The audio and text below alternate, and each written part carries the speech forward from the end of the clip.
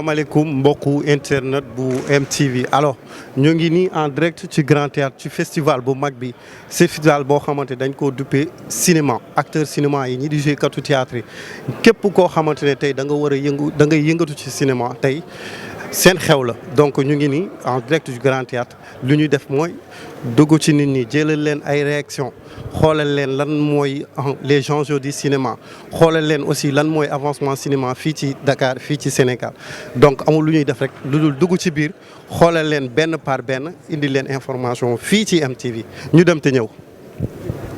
tey fii sa teewaay xoolal suñu tànk. waaw salaamaaleykum maa ngi leen di nuyu di leen ziar bon teewaay bi moom lu logique la ndax loo xamante ni cinéma sénégalais lañ si woo c'est normal képp ki nga xamante ni rek yaa ngi see gis sa bopp wala nga siy yëngu c'est normal nga ñëw teew fi voilà. alors tey Adja de manière globale nan nga gisee cinéma Sénégal est-ce que mu ngi avancé est-ce que yéen a ngi gis seen bopp ci cinéma sénégalais. bon cinéma sénégalais ni ma ko waxee léegi rek dafa nekk loo xamante ni macha allah amul tànku ginnaaw luy jëm kanam la. te dafay baax képp ki nga xamante ni rek muy acteur producteur wala ngay bay sa waar ci milieu bi ngay def lépp loo xamante ni rek di nga jëlee yëf yi point A yóbbu ko point B. macha allah te defe naa diggante bi nga xamante ni rek ñu ngi doog a sóobu ci cinéma ak léegi am na évolution bu bari boo xamante ni mën nañ ko see seetlu lépp rek ñu ci sant yàlla bu baax. alors Adja ñu ngi koy gis ci production locale yi mais gisuñu ko ci production yoo xamante ne waa Nigéria ci sous-région bi yëpp est-ce que Adja mu ngi en contact de manière avancée pour que mu mun a produire ci genre scène yooyu. oui bon j'avoue que tamit moom acteur bu nekk dafay ñaan. fépp fi nga xamante ni rek ñu ngi fay tudd cinéma da ngay bëgg yow nga dem foofu noonu rayonné fa bon c'est vrai qu'on n'a pas encore eu l'occasion dem si yeneen dëkk yi tourner fa mais bon on est ouverte à toutes les propositions si l'occasion se présente pourquoi pas incha allah dinañu dem représenter cinéma sénégalais. jërëjëf sa kàddu bu mujj. xanaa di féliciter ñi nga xamante ni rek ñoom ñoo initier festival bi nga xamante ni mooy les Teranga ndax liggéey bu nekk rek da ngay bëgg dégg si waaw góor.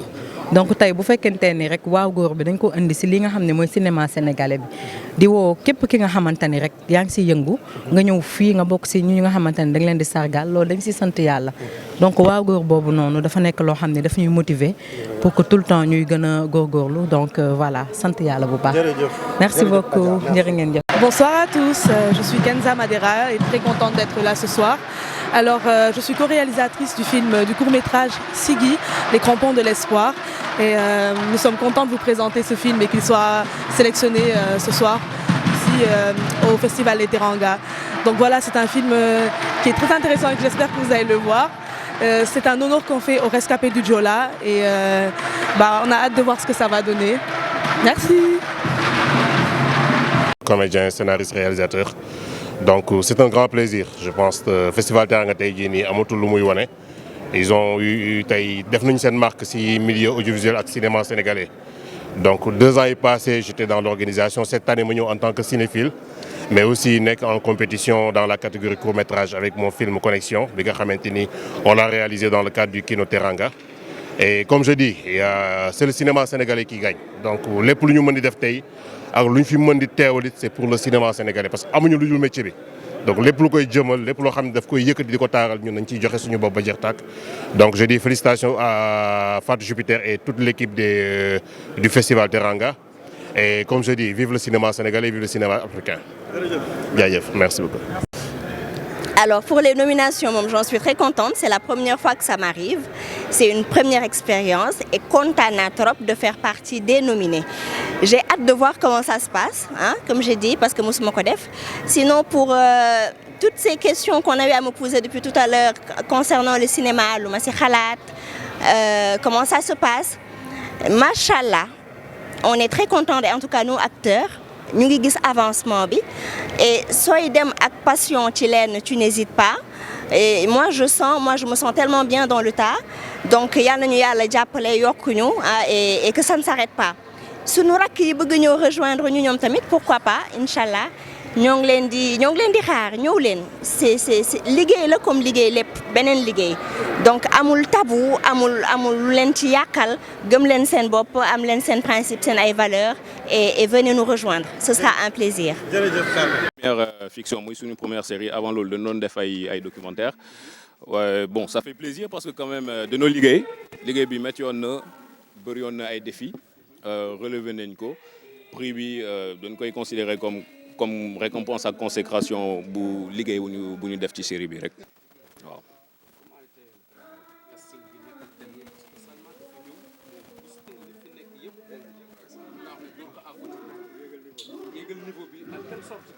parce que Souleymane fi ñu ko gisee parce que man dès le début premier épisode bu ñu gisee Souleymane rek laa ne quelque chose c'est sérieux. Voilà casting bi naka la demee. casting ciblé la woon ñun comme tu l'as dit Souleymane moom star la nit yi doon ko xam dama ko xamoon déjà man dama ko fan woon déjà je le regardais en tant que fan déjà et bu ma lire histoire u Salma bi qui a été adaptée d'une chronique. Directement moom personnage bi moo liroon ci Rachid directement Souleymane moo ñëw sama xel Souleymane moom moo ñu présenté Aïcha Ba mooy kuy interpréter Salma te tous les autres acteurs ak actrices ay casting ciblé la woon dañu jëloon ay profil yu ñu intéressé woon yu ñu remarqué woon ci yeneen série et ñu décidé leen intégrer leen dans Salma et voilà nous voyons avec les résultats que def nañu choix yu baax yi quoi on a fait les bons choix et voilà c'est donc ça. Maintenant def benn film niveau bi lan ngay préparer les Sénégalais parce que ici la barre très haute lan ngay alors Salma saison 2 bi mu ngi ñëw très très bientôt inchallah ñu ngi commencé nañ si liggéey après Salma am nañu encore yeneen projet série. On est une jeune boîte, hein. On a à peine 6 mois, 9 mois d'existence. Am nañu ay projets yu bëri équipe bu ñu am équipe bu jeune la suñu moyenne d'âge c'est 25 ans donc voilà on a l'avenir devant nous daal bëri nañ projet Salma saison 2 mooy buy ñëw dans l'immédiat mais am na yeneen yu ñuy préparer je peux pas encore en parler quoi. Voilà. Tout récemment je crois que c'est une fin de saison bi. Oui. Projeté ngeen def ko benn cinéma. Oui. Vous avez un problème avec le scénariste naka la demee. Il y a pas eu problème non je sais pas moom moo def ay sorties am. Il y a pas de problème à notre niveau nous on prépare notre saison 2 ñun ñu ngi liggéey c'est pas la scénariste c'est ku bind chronique bi ñun dañuy adapter chronique bi donc pour adapter tu prends des scénaristes mais idée originale bi moom la donc man ci li ma lire ci internet bi il paraît qu'on l'a pas visité on l'a invité wuñu ko projection bi pourtant mu ngi fa woon mais je crois que problème bu amee wala ñàkk a déggoo malentendu c'est peut-être autre part mais du foofu parce qu'elle était là-bas lors de la projection qui a d'ailleurs été une réussite hein. On a rempli 2 salles d'à peu près 700 places on nous avait même proposé ñu ubbi 3e salle bi ñun ñoo bañ et les gens ont payé de l'argent pour regarder ça loolu dafay woon ni Sénégalais yi doon bëgg Salma et je crois que c'est plus intéressant de se concentrer ci loolu plutôt que ci les petites querelles yoo xam ne bon c'est souvent c'est commun quoi dans le monde de la production voilà.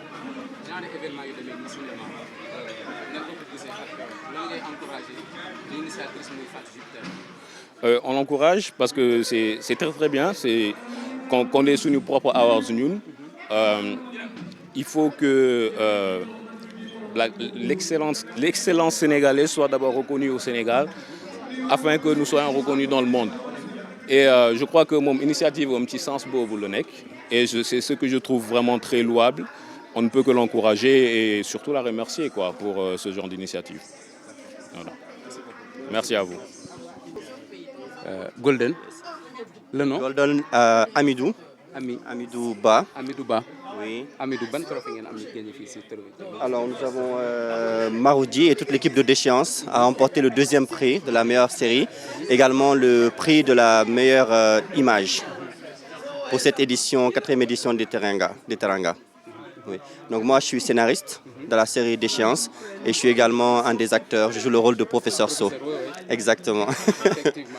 Mais Déchéance dafa ñëw rek bouleverser affaire yi effectivement il y a des sujets sensibles comment bi ngeen di defar scénario bi est-ce que amu leen parce que il y a des vieux dans le film il y a beaucoup de vieux des pervers je dis naka.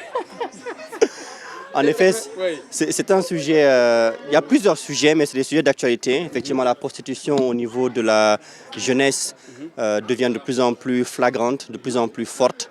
Et il est évident que mettre ça à l'écran, ça apporte un message d'alerte pour dire attention à la jeunesse, il y a quelque chose qui se passe et il faut faire véritablement attention. Il y a 4 scénaristes qui ont travaillé dessus. Je les salue au passage. Il y a Afi, la chef de projet, qui a également écrit Karma. Il y a Cheikh Babaha Gom, il y a Ousmane et il y a également moi. Et c'est une série originale de Ousseynou Mbo, voilà, que je salue également au passage. Yeah. Et je salue aussi le réalisateur Moses, qui est un ami à moi. Ah non, mais qui fait un excellent travail, Mbaye. Le réalisateur, Mbaye Moussa, exactement, qui fait un très bon travail et qui mérite véritablement ce deuxième prix de la meilleure série. Voilà, au niveau de Marodi, maintenant, effectivement, il y a beaucoup de séries au niveau de Canal A+, maintenant. Est-ce que tu peux nous expliquer un peu sur Marodi? Alors, en étant scénariste et un assistant de temps en temps, en étant proche de l'équipe technique, je vois qu'il y a de plus en plus d'investissements qui sont faits au niveau de la production. Par exemple, dans Déchéance, il y a une caméra extrêmement puissante. Moi, je ne suis pas très technicien, mais je sais qu'ils ont dû investir, qu'ils ont investi dessus. Et je pense que ce prix-là justifie justement cet investissement-là. Et c'est toujours la barre qui est mise de plus en plus haute. Et ça, c'est vraiment à féliciter. Le producteur est véritablement à féliciter, Serim Massambadour, véritablement pour l'investissement qu'il fait pour la production. Oui. Okay. Ce genre d'organisation-là sur le cinéma, c'est à saluer.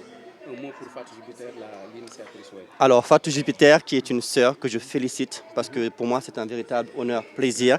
Je viens de la Guinée, mais c'est toujours une fierté d'être là et d'assister vraiment à des cérémonies comme celle-ci, où tous les acteurs du cinéma, que ce soit les techniciens, que ce soit les acteurs, les scénaristes, peuvent se retrouver et partager vraiment un pur moment de bonheur. Merci beaucoup, Fatou, pour cela. Merci beaucoup. Merci.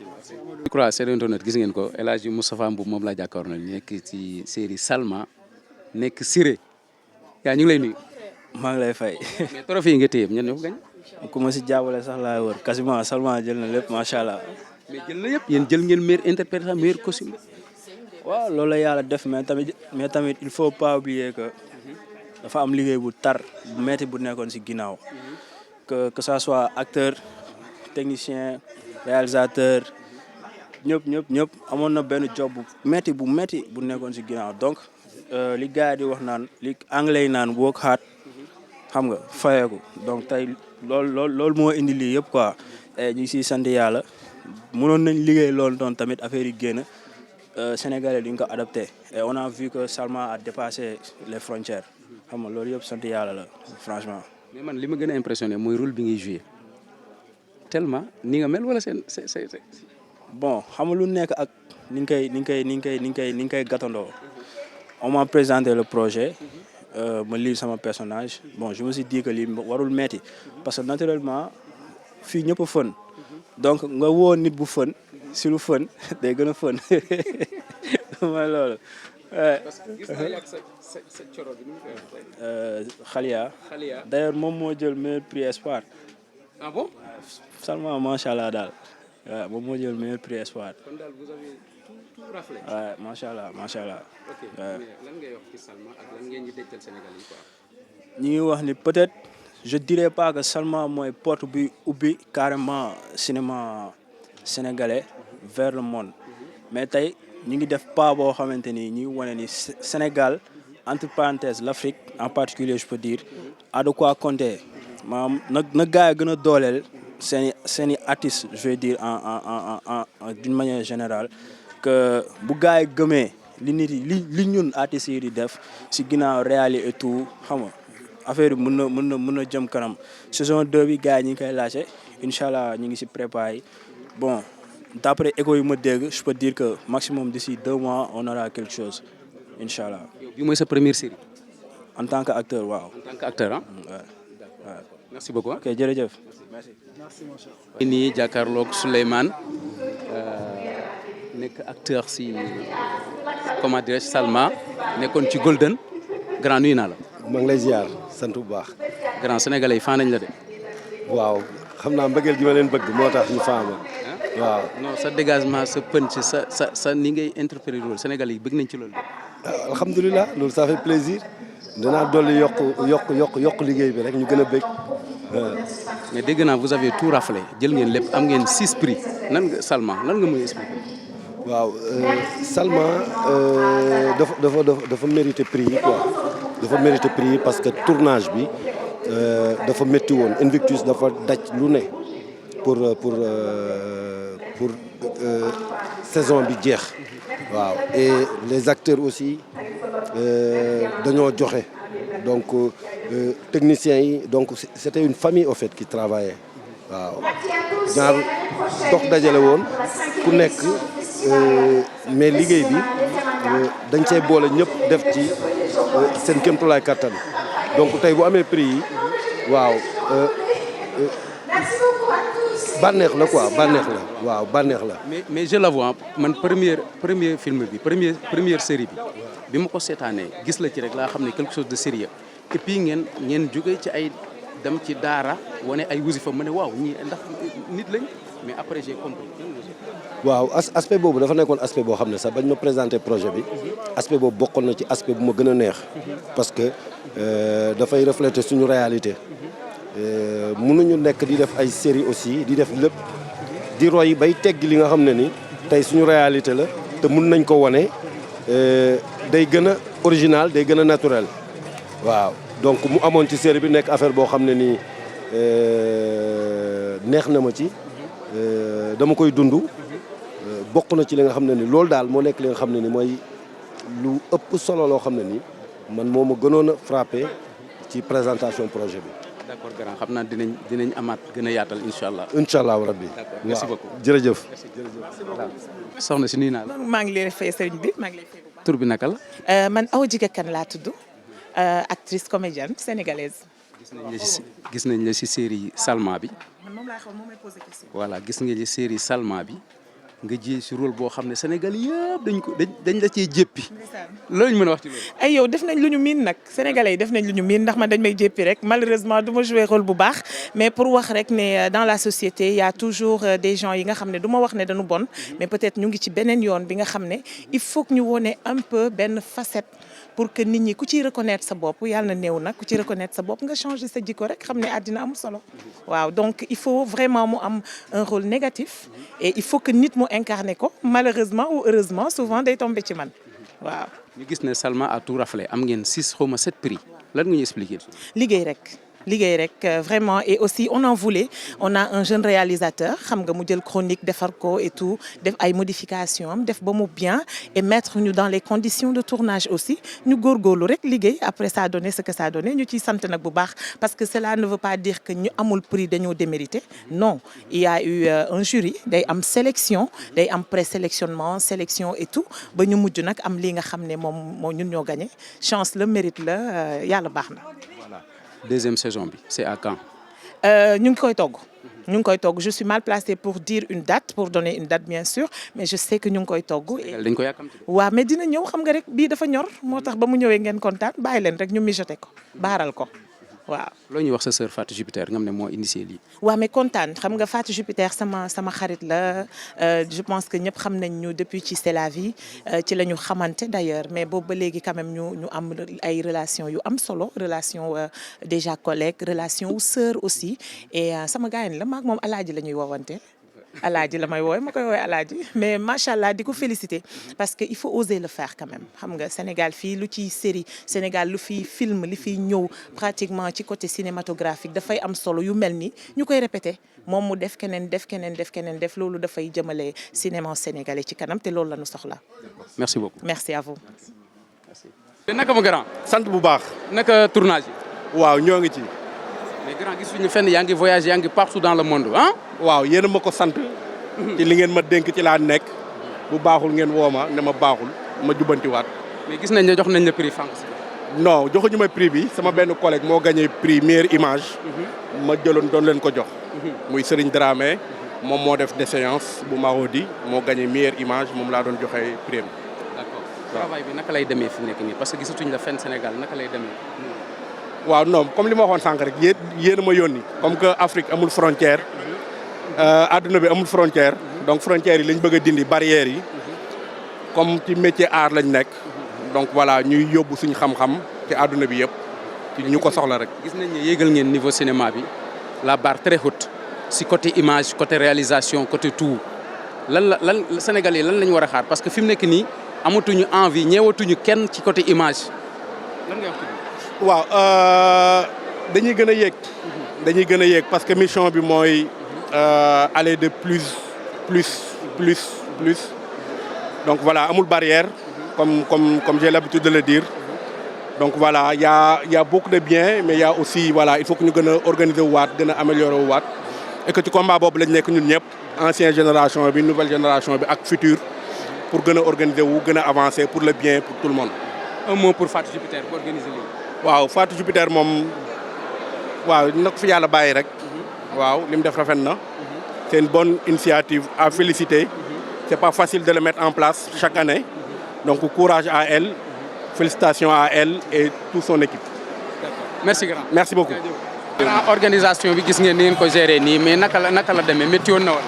waaw ku gis lii xam ne du lu yomb vraiment métti woon na trop mais sant yàlla bi nga xam ne li ci war yëpp def nañ ko di gërëm ñi fi teew ñëpp ci jàpp ndax ñoom ñëpp a jàpp ci organisation bi daal.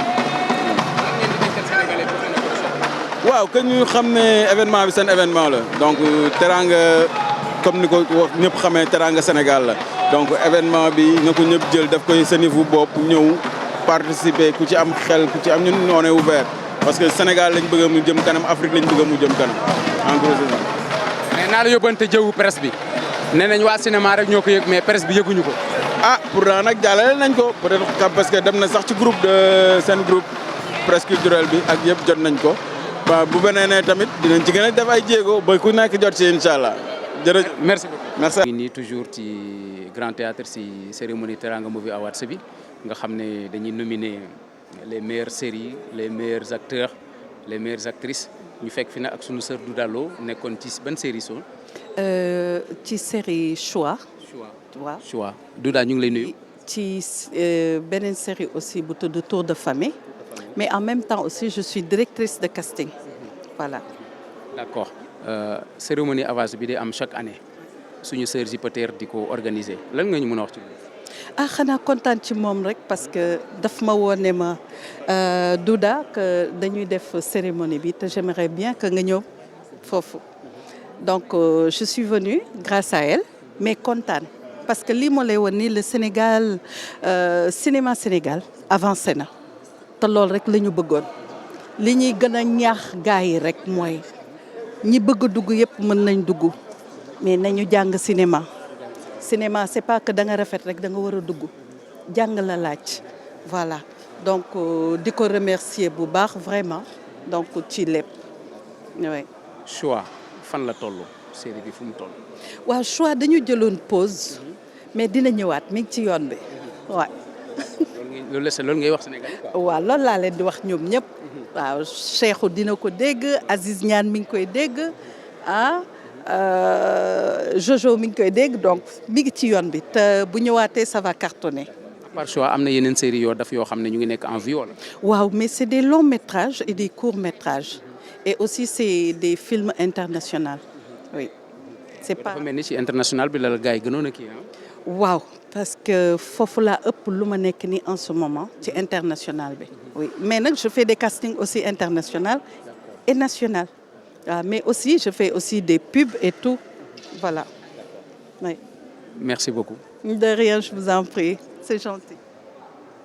jàkkaarloog l'initiatrice du moins de la Teranga Movie Awards nga xam ne bi mooy 4e édition Fatou Jupiter Touré moom lay jàkkaarloo Fatou ñu ngi lay nuyu.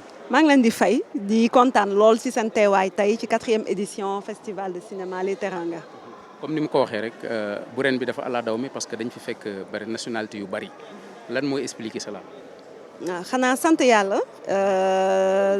rêve la ñu amoon mooy at bu nekk ñuy woote comme ñun ñii waa Sénégal ni ñuy dem di wuyu ji at bu nekk yeneen i dëkk di fa am ay raaya ñu fay sagal ñun itam suñu mëbët la woon ñun waa association Cinéma 221 mi def festival bi ñu am xew bu mel nii boo xamante ne at bu nekk nit yi ñëw spontanément jóge seeni réew jóge déjà fii ci Sénégal ak seeni réew ñëw fekkee bés bi donc ñu ngi koy sant yàlla bu baax a baax itam di sant képp ki nga xamante ne jot naa def lu néew wala lu rëy pour festival bi mën a am tey. daal dafa mel ni si tànk internationalisé ci nga nekk. waaw ci loolu la ñu nekk ndax boo seetloo bu njëkk bi Teranga Movies Awards la ñu tuddoon donc cérémonie de récompense rek la woon at yi di dem ñuy dem ba tuddee ko festival donc festival international ñu gis ci Mali gis nañ ci Côte d'Ivoire gis nañ ci Burkina gis nañ ci France tamit gis nañ ci Maroc donc vraiment suñu mëbët daal mooy at bu nekk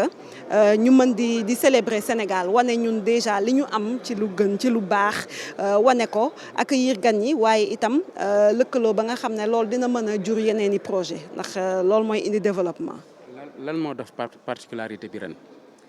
ren moom defe naa ni déjà ci programme bi jéem nañu indi ay innovation muy wàllu panel yi muy wàllu master class yi waaye itam muy wàllu benn académie boo xamante ne dañ ko jagleel jigéen ñi ñiy yëngu ci wàllu cinéma. Particularité bi nag mooy dañoo jël suñu ay yaay yi fi nga xam ne fii lañ leen fekk ñu yàgg ci liggéey ci métier bi am xarañ ci lool ba ci xale yi nga xamante ne ñoo ngi doog a door bu ko defee ñu mën a def loo xamante ne mosu fee am daal waa académie intergénérationnelle lañ ko tuddee bu loolu weesoo ginnaaw projection yi nga xam ne dañ ko doon def ci koñ yi ak gox-goxaat yi daaw ren dañu def ay projection ci saalu cinéma yoo xamante ne dafa yokk prestige u festival bi boole kook bés bu nekk mu nekk projection am soirée suivie de cocktail bi ñu jugee ci loolu ñu daal di am nag délégation boo xamante ne dafa jugee Mali jël oto ñu ñëw nekk une délégation d'une vingtaine de personnes ànd ak seeni presse ànd ak seeni réalisateur ànd ak seen directeur de la cinématographie ñëw sagal si ñu ni ko waa Maroc dafee daaw donc vraiment di wax waa Sénégal ne suñu mébét daal mooy fësal suñu réew ci li mu gën a baaxee kon nag ñuy waajal at bu nekk festival yi Teranga xam ne seen festivalu bopp la waaw. léegi gis nañ organisation bi gis nañ cérémonie bi ni mu demee gis nañ série Salma bi moo raflé la mise lan nga ñuy expliquer ci loolu est-ce que jury bi noonu la. loolu moom defe naa ni jury bi lañ ko war a laaj parce que bi ñuy créer festival bi lenn ci suñuy objectif mooy bés bu ñuy nommer jury ba ñooñu war a joxe ay prix dafay nekk loo xamante ne kenn du am luñ siy wax ndax ay professionnels la ñuy doon président du jury bi mi ngi tudd Fabakary Assimbi Koli defe naa am na plus de 20 ans d'expérience ci cinéma nekk na à la tête de beaucoup de films fii Sénégal ak bitim réew ak ñeneen ñi nga xamante ne ñu ngi jóge yeneen bitim réew donc ku ci nekk am expérience ci professionnalisme ci présence ak ci ay détails yu techniques yoo xamante ne vraiment lépp ci professionnalisme lay lalu la ñuy def seeni choix def ko entre ñoom jury comme ni ñu koy defee ci festival bi yëpp ba nga xamante ne ñun bés bi ni ko public bi di yëgee ñun loolu lañ koy yëgee donc xam naa ren atu Salma la woon rek di leen féliciter bu baax di féliciter itam ñëpp ñi nga xamante ne maison de production yi acteurs yeeg ñëpp ñi nekk ci techniciens yi ñi nga xam ne ñu ngi jàpp ci festival Les Teranga at bu nekk di indi seeni film di indi seeni série di tax yëf yi di dund ndax tamit ñun Sénégal rek moo ñu ñor. merci beaucoup mais duma la bàyyi la suite du projet laka la. La suite xanaa commencé dès lundi incha allah liggéey ci prochaine édition bi di préparer loo xamante ne am nañ yaakaar ne dina neex lool sénégalais yi incha allah. merci beaucoup. jaajëf jërë ngeen jëf. Merci.